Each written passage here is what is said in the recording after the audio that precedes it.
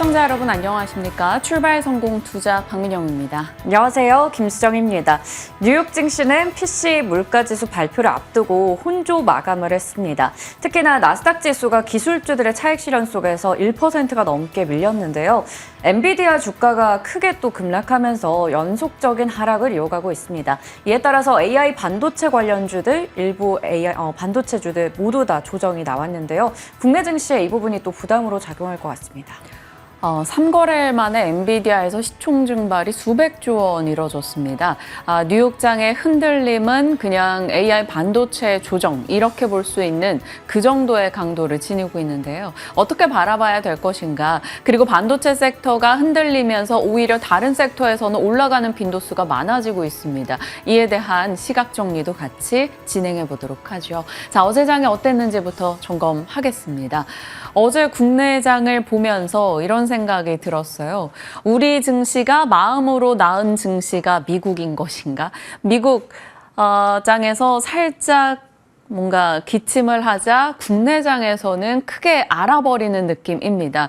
우리가 그렇잖아요. 자녀를 키울 때 자녀가 넘어지면 내 마음이 찢어집니다. 마치 그런 느낌이었어요. 뉴욕장의 흔들림에 마음이 찢어졌던 국내장, 시세적으로도 변동이 크게 나타났습니다.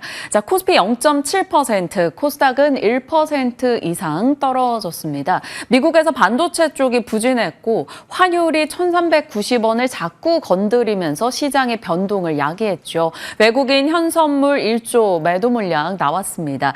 통상적으로 작년 6월부터 해서 월간 기준으로 이 월에서 마지막 주에 자꾸 외국인의 매도가 나오는 패턴이 있었다라는 시장 분석가의 목소리도 같이 나오고 있습니다. 자, 코스닥 쪽에서는 2차 전지 약세 움직임이 나타났어요. 엔캠 장내 매도 이슈 등도 있었는데요. 어제 크게 빠졌고요. 하나기술은 일단 턴키 계약 해지 소식 이후로 심리적 위축이 크게 나타나고 있습니다. 급락으로 진행이 됐고요. 알테오젠이 그래도 자리를 지키면서 굳건한 흐름을 보여줬습니다. 어제 시장의 하락 종목 개수 보시면 어마어마합니다. 1,860여 개. 그만큼 시장에서 웃고 있었던 버텼던 종목군들은 극히 일부에 지나지 않았다라는 걸 확인할 수 있습니다.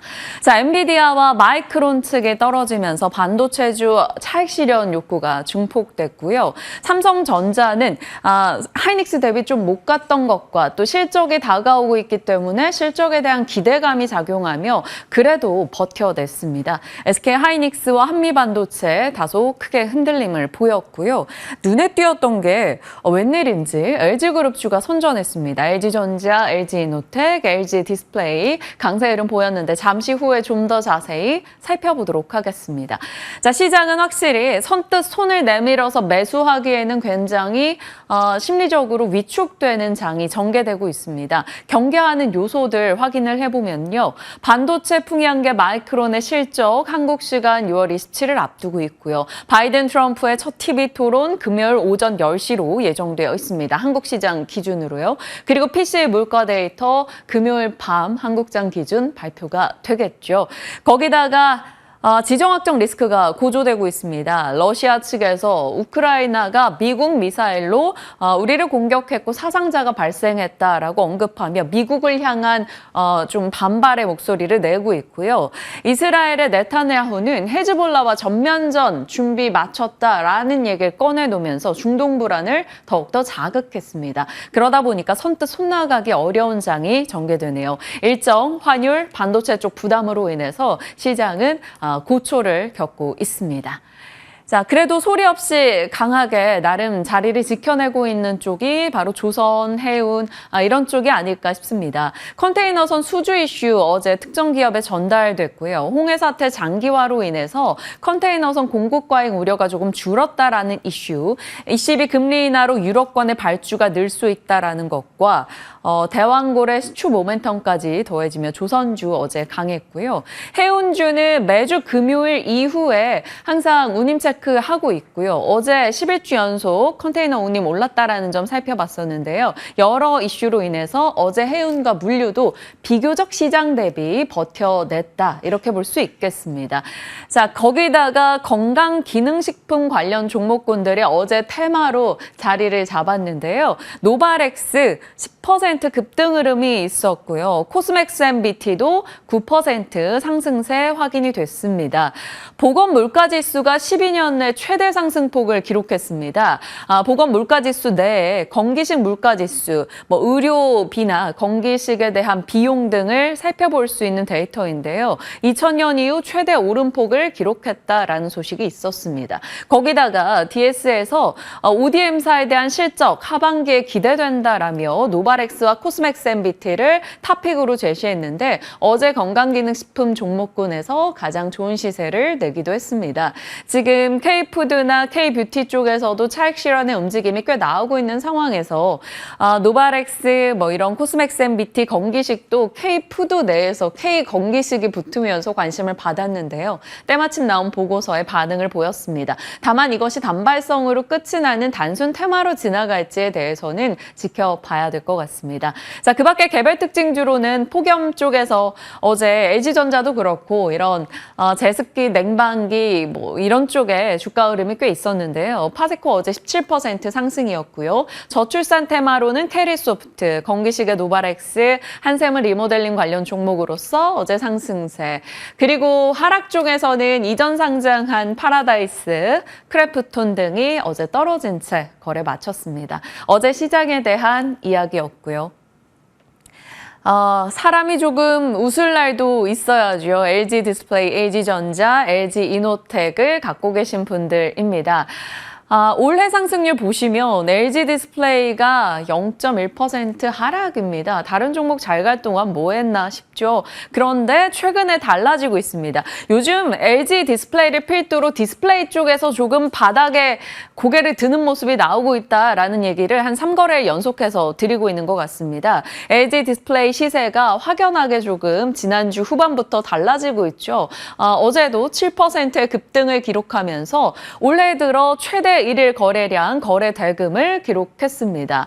상반기가 비수기임에도 불구하고 적자폭이 줄어들 것이라는 실적에 대한 기대감도 나왔고요. 신형 아이폰이 곧 출하되는데 POLED 출하량이 같이 늘 것이라는 분석 있습니다. 그리고 이 3, 4 모두 다 마지막 줄에는 바닥에 대한 인식 혹은 밸류 매력, PER이 과거 평균 대비 굉장히 낮다라는 가격적인 메리트가 같이 언급이 되고 있습니다. LG전자도 마찬가지죠. 2분기 영업이익 추정치가 상향 조정되고 있고요. 중간 배당 실시 그리고 AI 등의 쏠린 수급이 퍼져나간다며 하나의 선택지가 될 수 있다. 증권가의 목소리 등은 이렇게 나오고 있습니다. LG이노텍에 대해서는 실적 기대가 굉장히 높은데요. 애플 중국 향 판매 회복에 대한 수혜 기대감이 있고요. FCBG의 공급은 주가의 강력한 상승 모멘텀이 될 것이다 라는 KB증권의 의견도 있었습니다. 자, LG전자도 회복하며 어제 1% 상승, LG이노텍도 2.5% 상승세 확인하고 있는데요. LG전자 내 이 IT 종목군들 그간의 부진을 떨치고 좀 잘 회복할 수 있을 것인지 궁금해지는 시점입니다. 잠시 후에 종목들 전략 챙겨보도록 하겠습니다. 자, LG 디스플레이 쪽이 그래도 LG그룹 내에서도 좀 탄력이 좋았고 디스플레이 쪽에서 바닥에서 고개를 든다면 LG 디스플레이 밸류 체인으로 일단 좀 정리를 해봐야 될까 싶어서 넣어봤습니다. 어제 선익시스템도 공시사항 등의 뉴스도 있기도 했고요. 시세적으로 LG 디스플레이로 접근을 해야 될지 아니면 밸류 체인 내에서 좀 눈여겨볼 종목이 있을지 고민해 보겠습니다. 자, 그리고 주요 섹터의 흐름요. 어제 전반적으로 반도체, 2차 전지, 전력기기 쪽 부진했죠. 반도체는 미국 AI 반도체가 하락하니 덩달아 같이 가는 모습이 있었습니다. 단기 상승에 대한 부담감도 여지없이 드러났고요. 2차 전지 쪽은 유럽 전기차 판매 추정치 하향 소식, EU 정책 방향 전환에 대한 불확실성, 탄산 리튬 가격이 회복하다 재차 하락했다라는 소식 등이 심리 위축을 가져왔고요. 전력기기 분위기도 상승에 대한 부담 그리고 구리 가격 하락 이슈로 인해 어제장에서는 같이 밀려났습니다. 어떤 타이밍일까요? 잘 나가다가 쉬고 있는 반도체와 전력기기 그리고 못 나가다가 조금 반등하나 했던 다시 떨어지는 2차 전지. 어떻게 이들을 선택지를 고민해야 되고 리바운드 타이밍을 어떻게 잡아야 되는지 굉장히 고민이 되는 시점이기도 합니다. 한국투자에서는 쏠림이 가속화된 섹터는 단기 조정에 노출 가능성이 있다. 다만 수출 호조 주도주는 조정 시 비중 확대 의견이라고 조금의 쏠림이 나왔던 종목군들 조정에 대한 달래기 목소리가 있었고요. LS증권은 반도체에 대해서 경기 확신이 부족한 상황이다 보니 결국에는 AI로 쏠림이 계속될 수밖에 없다. 다만 단기적으로는 차익 실현의 움직임이 있을 것이다 이야기하고 있습니다. 주도 섹터 포트에 어떻게 담아야 될 것인지 오늘 고민해 보겠습니다. 자, 뉴욕장입니다. 뉴욕 증시 나스닥의 1% 이상의 하락은 그냥 엔비디아의 하락으로 읽어도 될 만큼 그 영향이 컸습니다. 반도체 쪽에 쏠림 현상이 완화되는 과정이었는데 엔비디아가 큰 폭으로 밀려났습니다. 6.6% 급락이 나왔어요. AI 종목군 전반적으로 더불어 약세를 나타냈고요. 매물 소화 3거래일 사이에 13% 빠진 엔비디아입니다. 추가적으로 엔비디아가 이 시기가 또 매수의 기회일지 아니면 지금부터 단기 조정의 기간을 꽤 거치게 될 것인지 지켜봐야겠죠. 일각에서는 열기를 식히는 과정이다. 월말이고 분기말이고 반기말이기 때문에 차익 실현 욕구가 증가할 수밖에 없다라고 얘기하고 있습니다. 그래서 버블이 아니라 일시적인 가격 부담이라고 말하는데요. 삼성증권에서는 이런 AI 반도체 쪽의 조정에 대해서 비이성적인 수준으로 올라갔었던 것이 아니다. 나름 실적을 바탕으로 합리적인 가격이었었기 때문에 어느 정도의 조정은 합리적인 수준이다라고 얘기하고 있습니다. 어떻게 될지 궁금해지네요. 일단 엔비디아, 마이크론, 브로드컴, 랩리서치 이런 전반적인 반도체 종목군들이 오늘은 하락했습니다. 자, 지정학적 리스크가 계속 고조되고 있습니다. 이스라엘 군대가 레바논 국경 지역으로 이동했다라는 소식과 영국은행이 이 북해 원유가스 생산사들에게 자금 조달을 중단했다라는 소식이 에너지 가격을 좀 올렸습니다. 유가와 천연가스가 강세를 나타냈고요. 밤사이 에너지 종목들도 상승세 보여줬죠. 자, 종목으로 본다면 애플 눈에 띕니다. 스마트폰 판매가 늘어날 것이다라는 기대감, 메타와 AI 칩 개발 긍정적이라는 분석에 0.3%, 웨드부시에서 또 긍정의 의견을 냈죠. JP모건을 비롯한 대형은행주가 그 전거래일은 규제 강화에 대한 우려감에 하락했었는데 스트레스 테스트 결과를 앞두고 전반적으로 그 기대감에 되려 다시금 올라갔습니다. JP모건은 1% 상승했네요. 자, 그럼 에너지와 금융주의 강세 이퀄 다우지수의 상승이라고 볼 수 있고요. AI 반도체 쪽의 하락은 나스닥의 하락으로 볼 수 있겠습니다. 반도체 지수 구성 종목 30개 중에 29개가 떨어진 하루였어요. 브로드컴, 랩리서치, 퀄컴, 어플라이드 머티리얼즈, 인텔 등의 전반적인 반도체의 하락이 딱 도드라지게 보입니다. 자, 반면에 테슬라는 상승에 제대로 동참하진 못했습니다만 리비안과 루시드, 니오, 샤오펑, 리오토 등의 전기차 종목들과 2차 전지 소재 강세 흐름 나타냈고요. 에너지 쪽 석유, 가스, 시추부터 미드스트림, 종합 정유사까지 전반적으로 강했습니다. 엑슨모빌, 쉐브론 이쪽이 되겠죠. 에너지의 강세 있었고요. 자동차 부품, 중장비, 의류, 게임, 바이오, 식료품, 화학 등에서도 올라왔어요. 한마디로 반도체 AI 쪽 하나 쉬니까 여럿이 웃고 있는 그런 장이 전개됐습니다. 자, 애플은 일단 오르긴 했습니다만 조금 주의할 목소리는 나오고 있죠. 유럽권에서 애플의 갑질 방지법 위반을 확정할 경우 세계 매출 10%에 대한 벌금 우려 이슈가 있습니다. 이 내용 좀 잘 주의하시면서 살피시길 바랍니다. 자, 바이오 쪽 미국장 내에서 바이오가 굳건했고요. 어제 국내장에서도 알테오젠 등이 그래도 지켜내는 모습을 보여줬죠. 알테오젠의 동종업체 피어그룹으로 볼 수 있는 할로자임이 밤사이 또 소폭 올라서면서 신고가 레벨을 기록하고 있습니다. 3개월 차트 나름 굳건하게 올라가고 있고요. LC제형 변경 플랫폼 기술을 가진 기업으로 알테오젠과 함께 언제나 비교되는 업체인데 밤사이 머크와 이 할로자임의 주가가 좋았다라는 점에서 알테오젠 또 오늘도 기대할 수 있을지 궁금해집니다. 자, 그리고 일라이릴리와 노보노디스크도 밤사이 흐름이 괜찮았는데요. 비교 차트 넣어주셨네요. 일라이릴리 0.7%, 노보노디스크 0.2% 상승으로 일단은 좋은 흐름을 보여줬습니다. 일라이릴리는 매번 말씀드리지만 소리 없이 강하게 매일 신고가를 터치하는 흐름이 계속적으로 나오고 있습니다. 스웨덴 연구진이 랜싯에서 발표를 하나 했는데요.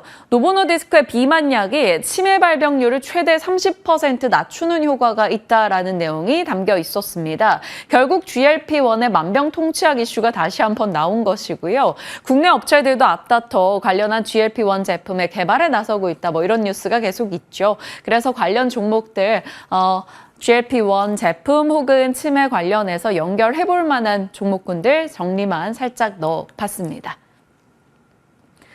자, 연결고리로는 안타까운 이 이슈를 짚고 가야 될 것 같네요. 어제 이슈가 됐었죠. 경기도 화성시 1차 전지 제조업체 아리셀에서 화재가 발생하면서 사상자가 다수 나왔습니다. 리튬 배터리 완제품 작업 중에 배터리 폭발로 인한 화재로 추정이 되고 있고요. 소방 인원 160여 명의 장비가 64대가 동원될 정도로 큰 폭의 화재였죠.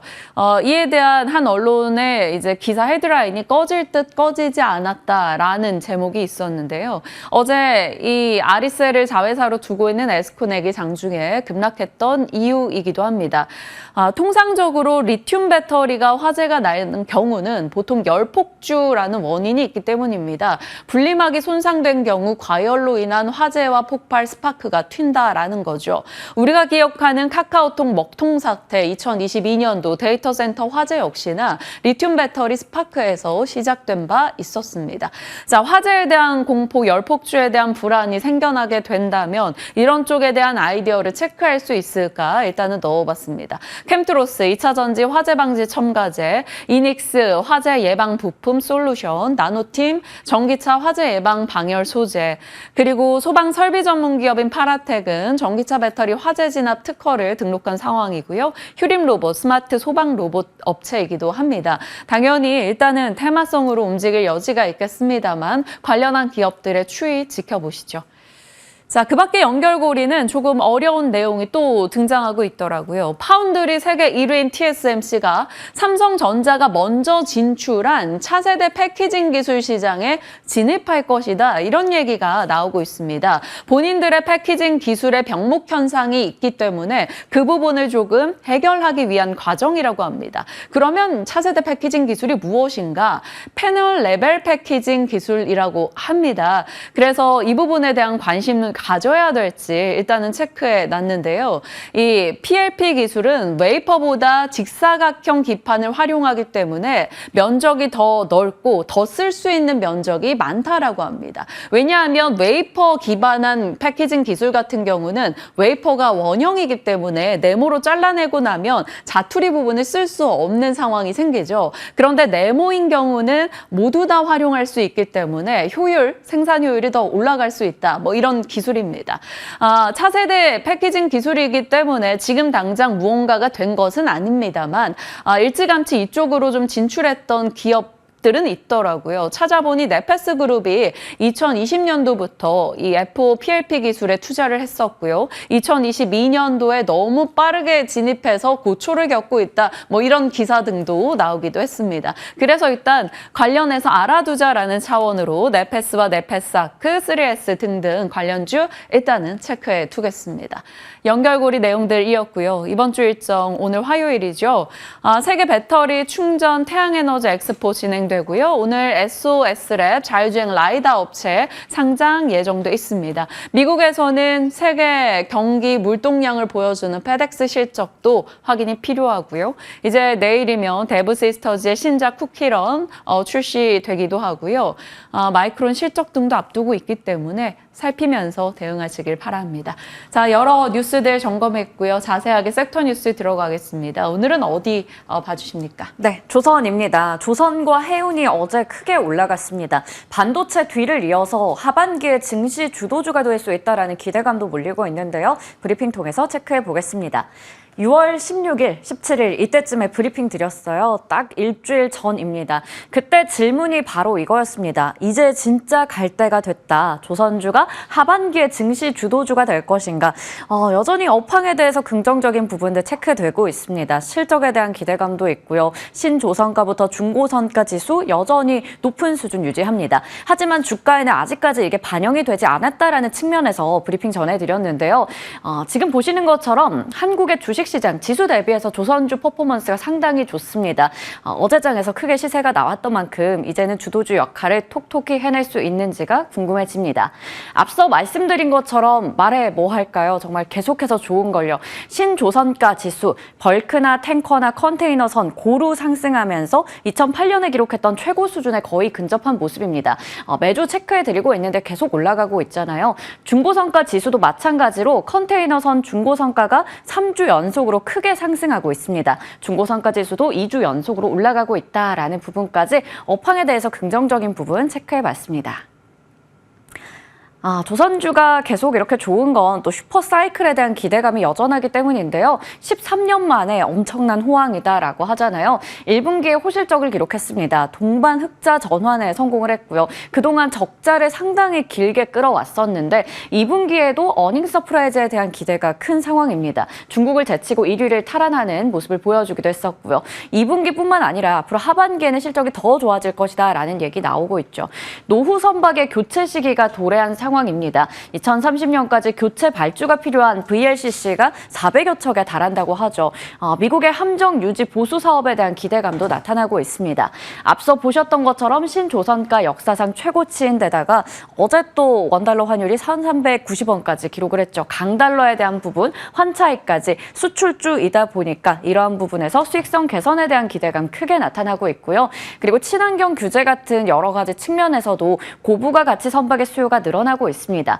미중 갈등에 따라서는 또 중국 조선사의 경쟁력이 많이 약화될 걸로 보이기 때문에 K조선사의 반사 수혜 가능성도 점쳐볼 수가 있겠습니다. 지금은 매수 적기일까요? 이런 얘기도 드렸습니다. 주가가 좀 반응이 없었기 때문인데요. 증권가에서는 이렇게 주가가 좋을 것이다. 목표 주가 많이 올렸었는데 뭔가 반응이 시큰둥했었거든요. 하지만 어제장에서는 크게 올라갔습니다. 한국조선 5사의 흐름을 보시면요. HD 한국조선해양이 어제 52주 신고가를 기록했고 최근에 외국인들이 14거래일 연속으로 순매수를 하고 있습니다. 올해 들어서는 28% 정도 상승했고요. 한화오션도 마찬가지로 좋은 모습을 보여줬죠. HD 현대중공업도 어제 52주 신고가를 기록했습니다. 그리고 어제 HD 현대미포가 PC선의 수주가 늘어나면서 흑자 전환에 이제 긍정적인 신호가 들어왔다라는 소식에 8% 정도 강세를 나타내기도 했고요. 최근에 삼성중공업은 여러 가지 악재가 있지만 그래도 나름 올해 들어서 16% 이상의 상승률 나타내고 있습니다. 어제 이러한 분위기는 조선기자재까지 같이 좀 연결이 되기도 했었는데요. 세진중공업이 조선 3사에 납품한다. 세계 1위 기자재 캐파 부각되면서 크게 올라가기도 했고요. 52주 신고가 인화전공, 세진중공업, 그리고 STX중공업, STX엔진 모두 다 기록을 했습니다. 기자재까지 낙수 효과가 이어졌고요. 해운주도 잠시 후에 볼 텐데 이쪽도 좋았습니다. 밀려오는 수주, 쏟아지는 낭보 계속 전해지고 있는 상황입니다. 홍해 사태가 특히나 좀 길어지고 있다라는 것도 올해 컨테이너 운임 2배 늘어나는 데 큰 역할을 하고 있잖아요. 증권가에서는 컨테이너선 발주 사이클 재개될 거다라는 전망을 주말부터 계속해서 내놨습니다. 특히 이 HD 한국조선해양이 글로벌 3위 해운사 쪽에서 컨테이너선 총 20척에 대한 건조 의향서 서명을 했다라는 소식 전해졌는데요. 추정되는 수주 금액이 거의 4조 8천억 원 수준이라고 합니다. 최종 성사가 된다면 연간 수주 금액이 약 21조 원으로 목표치를 훌쩍 넘을 것으로 예상되고 있고요. 한화오션 같은 경우에는 6월 13일에도 그리스 선주로부터 해서 초대형 원유 운반선 수주 소식을 전하기도 했었는데 6월 21일에 또 이러한 공시 있었습니다. 미국의 필리 조선소를 인수하면서 상선에 대한 수주 기대감뿐만 아니라 방산 쪽까지 진출했다라는 기대감이 있습니다. 앞서 말씀드렸던 미국의 함정 쪽이죠. 유지 보수 정비 관련한 물량도 기대할 수가 있겠습니다. 그리고 이렇게 미국의 필리 조선소를 인수하고 나서도 3천억 원 가량이 남았다고 합니다. 그렇기 때문에 추가 M&A도 가능할 거다라는 게 증권가의 이야기이고요. 미국의 현지 조선소를 가지고 있는 호주의 조선사 인수도 추진하고 있다라는 소식 전해졌습니다. 증권가에서 하반기도 조선주 좋다라는 얘기 계속합니다. HT 한국조선해양은 올해부터 중장기적으로 실적 개선 본격화될 거다라고 얘기를 하고요. HT 현대중공업, 삼성중공업 마찬가지로 연말까지 가파르게 실적이 개선될 거다라는 기대감도 있습니다. 특히나 HT 현대중공업 2분기의 시작으로 해서 하반기부터는 고가 물량이 많이 늘어나고 현장과 원가가 안정되면서 실적 턴어라운드에 대한 얘기 계속 나옵니다. 여기도 호황입니다. 해운주죠. 지금 해운 운임지수가 11주 연속으로 상승세를 나타내고 있습니다. 항만 적체, 그러니까 수에즈 운하의 지금 통행량 추이가 크게 감소를 했는데요. 그러다 보니까 컨테이너선의 수주 기회가 많이 늘어나고요. 새로운 발주 사이클 도래했다라는 얘기 나옵니다. 거의 지금 팬데믹 때 수준의 그러한 모습들 나타날 거다라고 얘기를 합니다. 호황이요. 6월 21일 더보기 때 이 부분 짚어드렸었는데 그때 이제 저쪽은 해운주입니다. 해운주 그리고 물류주까지 다 강한 모습을 나타냈었죠. STX 그린 로지스가 8%가 넘게 올랐고요. 흥하해운도 어제장에서 강했습니다. 동방 같은 경우 최근에 좀 좋은 모습 나타내는데요. 52주 신고가를 기록하기도 했었죠. 시간의 거래에서도 해운주들의 강세가 좀 이어졌습니다. STX 그린 로지스가 상한가 기록했고요. 흥하해운 그리고 대한해운까지 모두 다 강한 모습을 보여주기도 했습니다. 자, 그러면 오늘 또 질문을 드려봐야겠죠. 해운주, 조선주 계속해서 상승세 이어질 수 있을지 그 부분 기대가 됩니다. 자, 수행커의 더보기는 오랜만에 은행주를 좀 가지고 왔습니다. 지금 지수가 좋지 않은 상황에서 종목 장세 이어지고 있고 섹터 계속해서 돌아가는데 은행 쪽도 좋은 수익률을 최근에 좀 보여줬었거든요. 홍콩 ELS 리스크 완화 속에서 이 H지수 반등하면서 2분기에 은행주들 깜짝 실적에 대한 기대감이 나타나고 있습니다. FN 가이드에 따르면 4대 금융지주가 2분기 합산 순이익이 4조 원 이상이 될 거다라고 얘기를 하고요. 외국인들이 올해 4대 금융지주에 대해서 1조 원이 넘는 러브콜을 보내기도 했습니다. 그리고 정부에서 밸류업 관련한 세제 혜택을 7, 8월에 세법 개정안 통해서 공개할 것으로 예정되는데 밸류업 관련해서 최대 수혜주가 은행주이기도 하잖아요. 코덱스 은행 ETF는 올해 들어서 24%나 올라갔습니다. 그리고 4대 금융지주 어제 장에서는 크게 오르진 않았지만 올해 들어서 상승률 보시면요. KB금융이 무려 48%나 올랐고요. 하나금융지주도 38% 정도의 상승률을 나타냈습니다. 이렇게 우리가 관심을 약간 덜 두고 있었던 섹터도 여전히 시장에서는 긍정적이다라는 측면까지 보시면 좋을 것 같습니다. 오늘 조선과 해운 그리고 은행주까지 잠시 후에 질문 드려보도록 하겠습니다. 네, 고민이 되는 섹터가 많은 만큼 빠르게 가보도록 하겠습니다. 지금 함께 하시죠.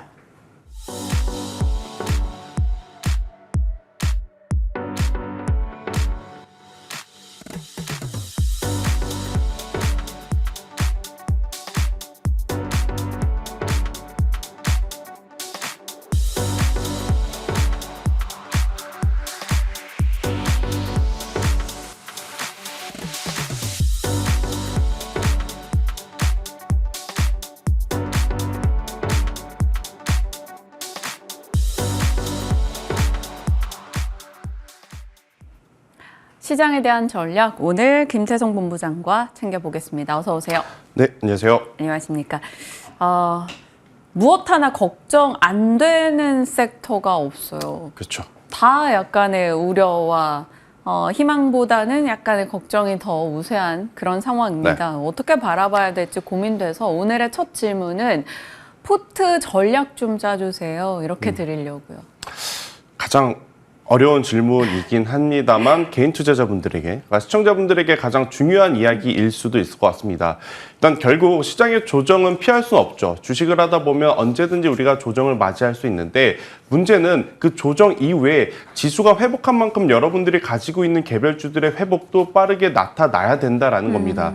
자, 그러려면 여러분들이 가지고 있는 종목군들 중에 실적주와 실적주가 아닌 테마주가 몇 대 몇 비율로 있는지를 잘 체크해 보실 필요는 있을 것 같습니다.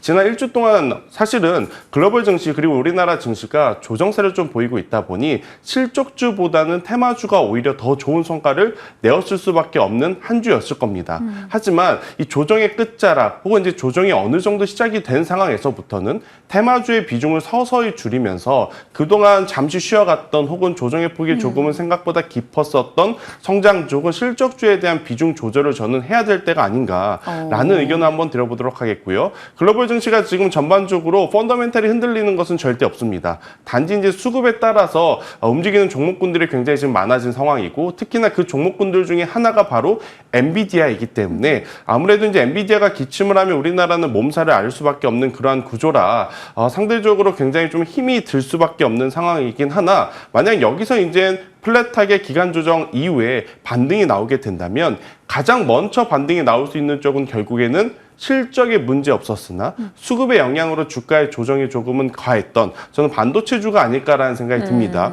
특히나 이번 주 같은 경우에는 아마 어제부터 여러분들이 굉장히 많이 들어보셨을 겁니다. 마이크론에 대한 가이던스가 가장 중요할 수밖에 없고 그 가이던스에서 좋은 모습이 나오게 된다라고 하면 요 며칠 관망장세에 있었던 많은 투자자분들의 자금이 다시 한번 반도체 IT로 들어갈 가능성이 굉장히 높다라고 좀 보시면 될 것 같아서요.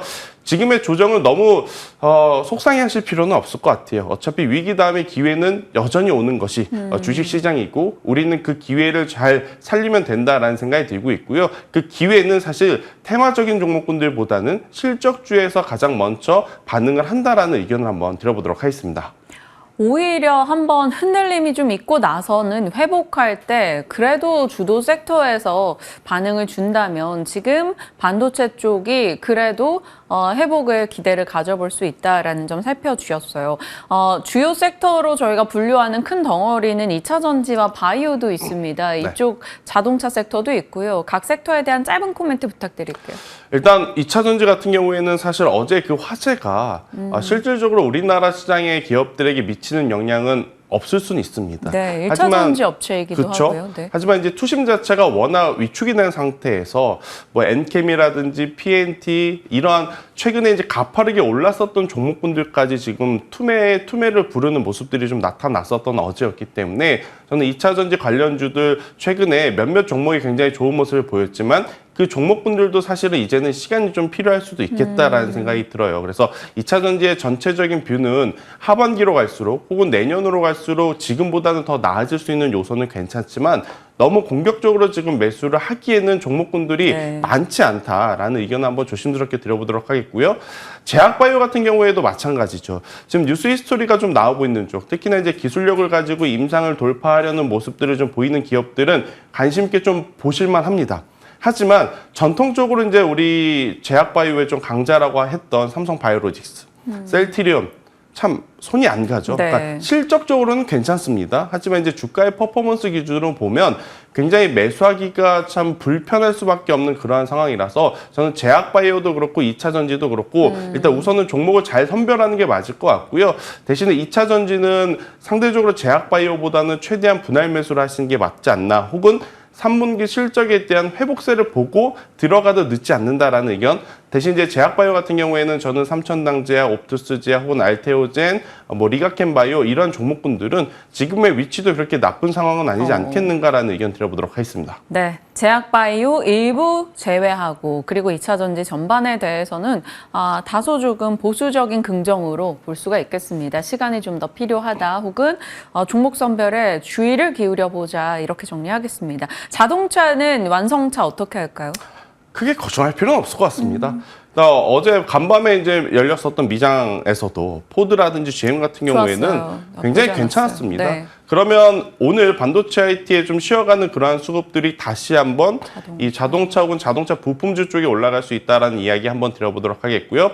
제가 이제 기존에 뭐 SL이라든지 화신, 서현이와도 좀 많이 이야기를 드렸지만 그동안에 이제 소외받았던 종목군들 중에 아직 올라오지 못했던 종목군들 중 대연강업과 S&T 모티브를 좀 말씀을 맞아요. 드렸는데 S&T 모티브가 지금 시세가 혹은 추세가 굉장히 또 긍정적인 모습들을 좀 보이고 있어서요. 이쪽에서도 이제 소외됐었던 종목군들의 반란을 한번 기대해 보는 것도 괜찮지 않겠는가라는 의견 드려보도록 하겠습니다. 네, 포트 전략이라고 질문 드리고 뭐 주요 섹터 4개에 대해서 답변을 요구해서 참 죄송합니다. 자, 어제 시장 속에서 선전했던 그룹사로 꼽아본다면 LG그룹인 것 같아요. LG 디스플레이가 3거래 연속해서 좋았고요. 이노텍, 전자도 어제 같이 올랐습니다. 네. 의미 부여할 종목 있습니까? 세 개 다 의미 부여를 한다면 해야 될 것 같아요. 일단 정말 오랜만에 명분 있는 상승이 나왔다라고 좀 보시면 됩니다. 뭐 이 이야기에 LG이노텍은 다소 섭섭함을 좀 느낄 수 있겠습니다만 뭐 LG전자 그동안에 전장에 대한 이야기가 없었던 것도 아니죠. 전장 잘 나가고 있었던 것은 사실 2년 전부터 우리가 인지를 하고 있었습니다. 하지만 우리가 LG전자에 큰 믿음을 주지 못했었던 이유는 전장 잘 키워놓고 또 분할하는 거 아니야? 라는 어떤 불신들이 좀 많았었거든요. 하지만 일단 그런 불신보다도 지금은 전장사업부에서 보여주는 이제 실적과 숫자 그리고 이제 팩트에 조금은 집중을 하는 수급들이 좀 쏟아졌기에 저는 LG전자 같은 경우에는 분할에 대한 어떤 노이즈가 나오기 전까지는 여전히 관심 있게 좀 보시는 것이 맞다라는 의견을 한번 드려보도록 하겠고요. LG 디스플레이 참 속상한 종목군들 중에 하나인 것 같아요. 정말 수년 동안 제대로 된 반등 없는 상황. 그리고 LED와 LCD에서도 정말 이렇다 할 모습을 좀 보여주지 못했기 때문에 OLED에서조차 중국의 저가 공세에 또 밀리는 거 아니야? 라는 또 공포감이 있는 상황이거든요. 네. 하지만 LG 디스플레이는 지금 확실한 뒷배가 저는 있다라는 표현을 드리고 싶어요. 그러니까 아이폰 16에 대한 어떤 흥행은 충분히 우리가 기대를 해볼 수 있는 요소이고 그로 인해서 OLED 패널이라든지 디스플레이의 패널에 대한 수요는 증가할 가능성이 굉장히 높은 상황으로서 저는 3분기까지 LG 디스플레이의 상승은 충분히 기대해 봐도 된다. 또 이것의 영역을 좀 확장을 해보면 당연히 LG이노텍 또한 3분기까지 어떤 추가적인 상승은 더 나올 가능성이 높지 않겠는가라는 의견 한번 드려보면서 LG그룹사들 중에 최근에 저점에 매수를 하셔서 수익이 나신 분들 같은 경우에는 사실은 일정 부분 챙겨주시는 게 좋습니다. 네. 하지만 저는 길게 보신다라고 했었을 때 결코 지금 나쁜 가격대는 아니었거든요. 그래서 저는 LG그룹사들은 길게 보실 분들은 올해 3분기 이후 혹은 11월, 12월 때까지 보시면서 매매 전략을 수립을 하시는 게 더 좋지 않겠는가라는 의견 드리겠습니다. 하반기 아무래도 일정 모멘텀 등도 있다 그렇죠. 보니까요. 그리고 밸류적으로도 부담이 없다라는 게 이제 증권사 주된 의견이기도 합니다. 말씀 주신 내용 참고해서 장기적으로 좀 편안하게 관심 두고 지켜가 보도록 하겠습니다. 자, 다음은 저희 조선해운 쪽 살펴보도록 하겠습니다. 이제 여러 가지 이슈가 있어요. 이제 지정학적 리스크가 불거진다라는 것과 해운 운임이 올라가고 있고 처음에는 컨테이너선 공급이 좀 많아질 것이다라는 우려가 있었는데 이것도 생각보다는 그리 진행되지 않을 것이라는 시각 등도 있고요. 해운주 먼저 살펴보고 시간 허락하면 조선주 짚을게요. 네, 뭐 해운주 같은 경우에는 사실 이 운임 지수가 하루 이틀만 올라온 게 아닙니다. 11주 연속이죠. 뭐 3개월 연속 네. 올라온 상황이기 때문에 아마 많은 투자자분들이 이미 인지를 하고 계셨던 상황. 하지만 우리나라 증시에서는 새로운 얼굴이 좀 필요했던 것 같아요. 뭐 대한해운이라든지 HMM 뭐 올라가지 않았던 것은 아닙니다. 올라가긴 했어도 운임 지수가 올라간 것 대비해서 관련주로서의 변동성이 굉장히 작았던 상황이었거든요. 근데 어제 보면 STX 그린로직스 혹은 동방이라는 기업들 맞아요. 시총이 작고 그동안에 해당 테마에서 사실은 순위가 좀 밀려 있었던 종목군들의 변동성이 굉장히 강했었던 상황이었기 때문에 주도주의 공백 속에서 많은 투자자분들이 뉴스를 찾고 그 뉴스 안에서 조금은 상대적으로 더 많이 움직일 수 있는 종목의 수급이 지금 붙고 있는 상황이라서 해운주 본업에 대한 기준으로 본다라고 하면 당연히 주가가 올라가는 것이 맞죠. 하지만 너무 이제 이 상승 탄력이 높은 종목군들로 수급이 쏠렸기 때문에 일정 부분 테마적인 어떤 자금들이 들어올 수 있기에 저는 빠른 대응이 필요하신 분들만 관심을 좀 가져보시는 게 맞지 않겠는가? 저는 이 이야기를 들어보도록 하겠습니다. 그러면 어제 시외에서도 올랐지만 오늘 네. 국내에서도 이제 트레이딩 관점 정도로만 본부장님은 보신다 이겁니까? STX 그린로직스가 시총이 800억도 안 됩니다. 네, 그래서 저는 이 종목군들에 대해서 중장기 관점이라기보다는 단기 대응으로 좀 하시는 게 맞을 것 같고요.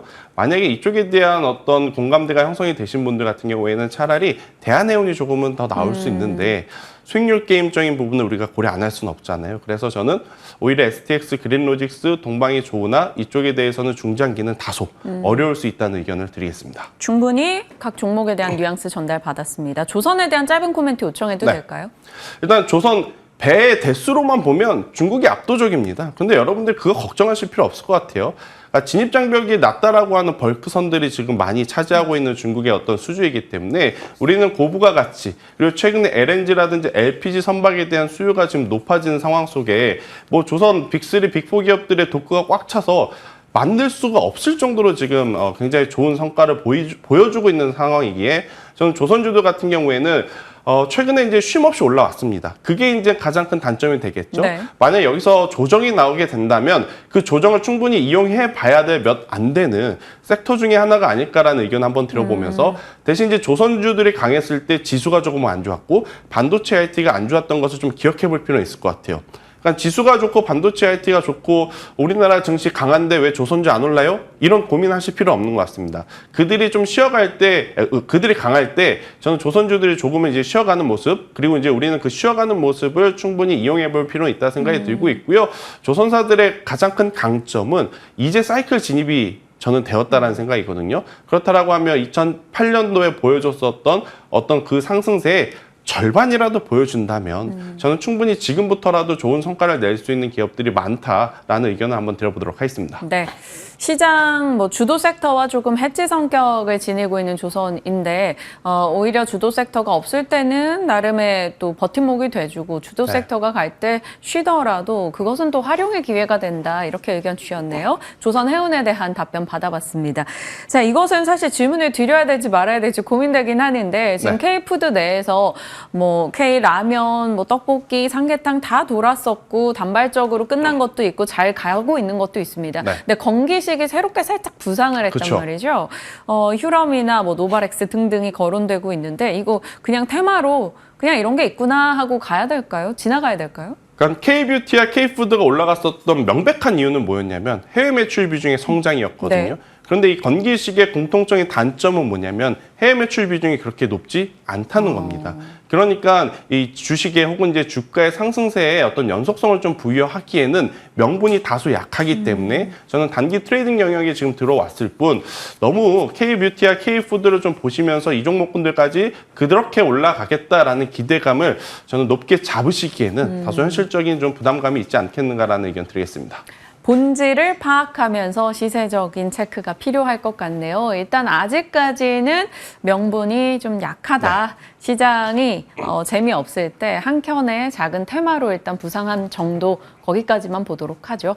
자, 이제 픽을 뭘 골라주셨을까 궁금했는데 제목이 자극적입니다.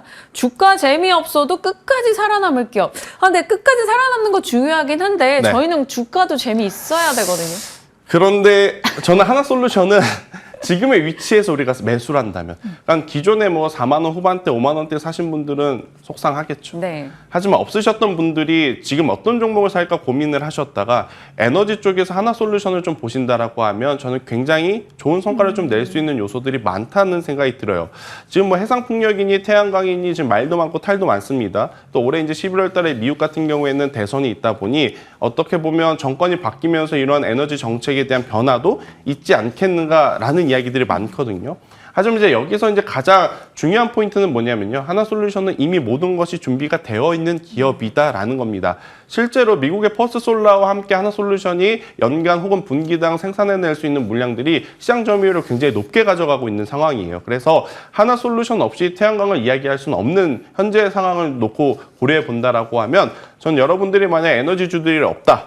1순위는 여전히 원전입니다. 일정이 남아있기 때문에. 네. 하지만 후순위로 봤었을 때는 저는 하나솔루션 현재 구간에서 25,000원이라는 가격대 밑으로만 내려오지 않는다면 충분히 천천히 매수할 수 있는 가격대에 진입을 하고 있다는 의견을 한번 드려보도록 하겠고요.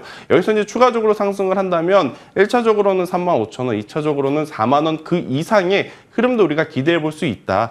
대신에 하나솔루션은 길게 보셔야 길게 볼수록 매력적인 기업일 수 있다는 의견 한번 드려보도록 하겠습니다. 네, 그러면 가격은 어떻게 대응할까요? 네, 일단 25,000원을 손절가를 잡는 게 가장 현실적일 것 같고요. 여기서 올라오게 된다라고 하면 저는 4만 원을 최종 목표가로 잡고 대응을 하시는 게 좋지 않겠는가라는 의견. 접근은 오늘 시초에 한번 해보시는 것도 나쁘지 않다는 의견 드리도록 하겠습니다. 한화 솔루션. 네. 갑자기 심장이 뛰기 시작합니다. 차분한 마음으로 저희 말씀 주신 내용들 지켜보면서 대응할게요. AS 어떤 쪽을 해주실지 궁금해요. 김태선 본부장님이 이거 의견 바꿀 것 같아요. 혹은 더 강조해주고 싶은 종목이 있으신지 BH 이녹스 첨단 소재, PNT 롯데헬푸드, 하이비전 시스템 등등 일단 넣어봤고요. 네. 6월 18일에는 방산주들도 꽤 많이 얘기해 주셨었어요. 저는 이녹스 첨단 소재를 여러분들이 꼭 보셔야 된다. 오늘 OLED 아마 앞서서 앵커님이 그 자료 화면 준비했었을 때 소재 쪽에 이녹스 첨단 소재 보이더라고요. 네.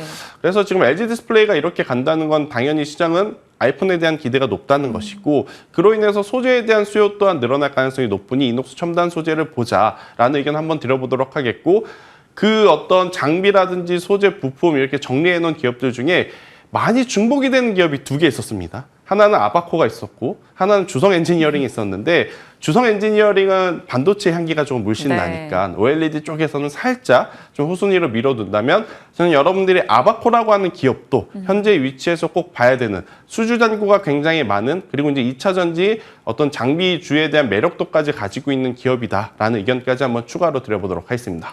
아바코 그리고 이녹스 첨단 소재 기존의 의견에 대한 강화해 주셨네요. 지켜보겠습니다. 김태성 본부장님과 전략 챙겼습니다. 고맙습니다.